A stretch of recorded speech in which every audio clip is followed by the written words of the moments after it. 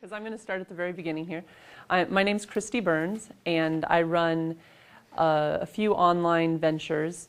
I had a small Waldorf school that was about 42 families from 13 different countries where I lived overseas.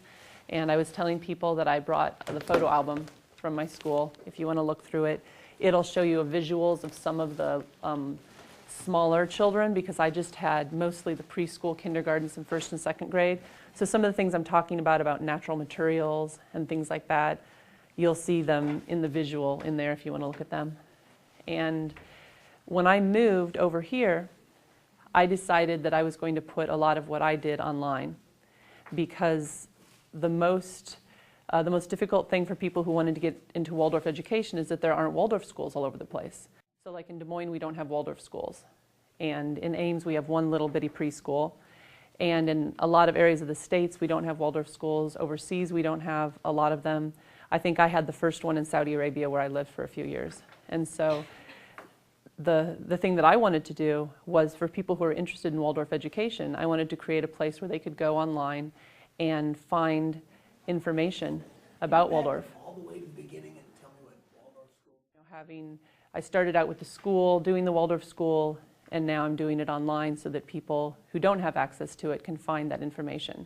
So you'll find me mostly online now, whereas before I used to be doing programs with the children. Now I'm just doing them about once a week.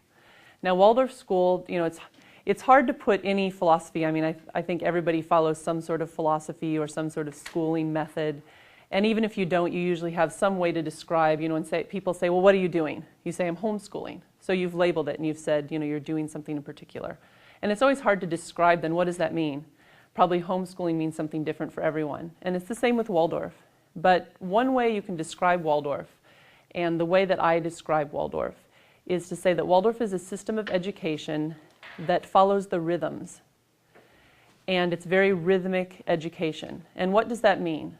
That's just a very short description. A very, expounding on that a bit, the rhythmic, it follows the rhythm of the child. It follows the rhythm of the day, of the week, of the year. It finds that its philosophy is that it's very important to follow these rhythms, because if you follow these rhythms, the child is more receptive to what you're teaching them. The education is more appropriate for their age, for the season, for the location where they live. And so if you envision it like, say that we were all in this room and we were all part of an orchestra. And if you were all playing a different instrument and we sounded really beautiful, and then all of a sudden I came in with my drums and I started beating out of beat, bonk, bonk, bonk, and it just didn't really go with the orchestra. That doesn't really add to the sound. It doesn't go with the orchestra sound. It's not adding to it. It's not building on the enjoyment that people are getting. And so it's the same way with the education. If you're having, the children are having all these, if you think about all these things that are going on in their body. They have their physical beings where they're learning to move and walk, and child learns to move or child learns to write, and all these things are physical accomplishments. And then they have the things going on in their mind. They're learning how to speak, how to communicate, and they have all these things going on that are coordinating in them, like an orchestra. And then if the teacher comes in and is out of beat with that, then it's not going to, you're going to get, resistance from the child. The child's going to, they're going to feel that it's out of beat. They're going to feel, doesn't sound right to me. I'm not ready to hear this right now. Or it's not going in them as easily as it could. And so by keeping more with the rhythms of the seasons, of the child, of the day, of the year, then you're having more of a chance that everything will flow nicely. You won't get the resistance from the child for the lessons. The lessons will go more smoothly, and things will integrate into the educational experience in a more natural way, in some way.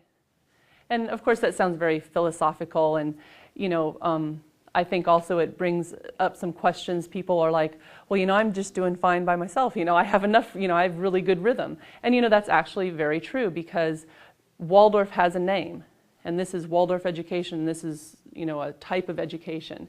But a lot of people naturally do some of the things that Waldorf does. So just because you're not following the Waldorf method doesn't mean that you don't already intuitively maybe do some of these things. And a good example is, I think what I'm going to do is take you through the ages of the children and some of the age-appropriate things that happen. And this is really useful even if you're not doing Waldorf education. This is useful because you will find that, or I get feedback from people, I find that even people who aren't doing Waldorf education find it very useful to get an idea what's typically age appropriate for that child. Because I have an example from my own life.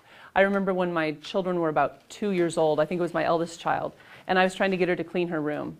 And I'm a new mom, and this is my first child, and I'm just getting so frustrated because my 2-year-old is not cleaning her room. You know, she's such a good child, and she's so sweet, and she's very intelligent. I'm like, why is she not cleaning her room? Well, I found out from some other mothers then, they're really not it's not an age-appropriate activity for a child. A child who's age 2 would put away things with you, and they will mimic your behavior, and you can help them clean their room. But you can't just expect a 2-year-old to go off and clean their room, and that's what I was expecting. So it really helped me to know, oh, this is not age-appropriate behavior.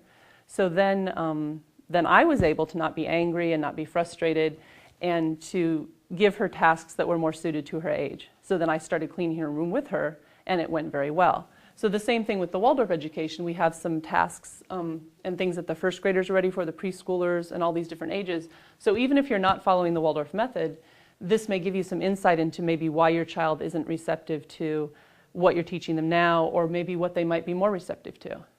And one thing I specialize in is helping people integrate Waldorf into what they're already doing.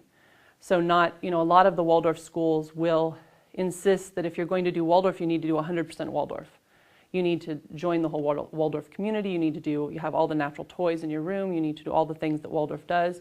And I'm saying, it's okay to take some wisdom from this method of teaching. So I hope that everyone here today, I'm not looking for everyone here today to convert to Waldorf, as you might say. I'm looking for everyone here today to come away with some wisdom from this method of education that will help you in what you're doing already.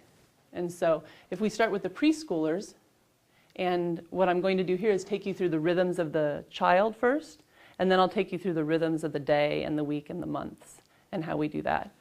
But with the preschoolers, we have a rhythm with the preschoolers, and the theme is rhythm and repetitions. Because the little ones, they like things that are rhythmic, they like things that repeat. So when you tell them stories, they like stories that like the story of the little red hen, where she says, "And who will help me plant my grain?" And she says that over and over. So she asks over and over to the duck, "Will you help me plant my grain?" And the first time, the duck says no. And then she goes through the story, and the story repeats. And the preschoolers, they like the stories that repeat. They like things that repeat. So every morning, if they have the same breakfast cereal, or if you do a little circle time every morning and you say, hey, we're going to go and sit in a circle, or we're going to do this, or we're going to do a prayer or an exercise or a yoga or something that you do. So the preschoolers really love this repetition. And this is an integral part of their learning. They may ask to do something over and over. So you'll have a preschooler. How many people have preschoolers right now, or that age? Yeah. And so they're just so cute. They'll like something. Oh, can I do it again? Can we do it again? And it may be something that you don't usually do again. But they love that repetition. And they love modeling from the parent.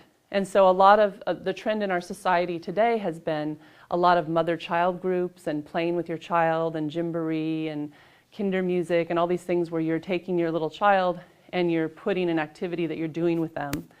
And those are wonderful, but I think sometimes they get really overbearing on the child. Because if you have too many of those activities, what a child really needs at this age is they really need to model after what you're doing. So what the parent needs to be doing when the child is that little is they need to just be going about their daily chores.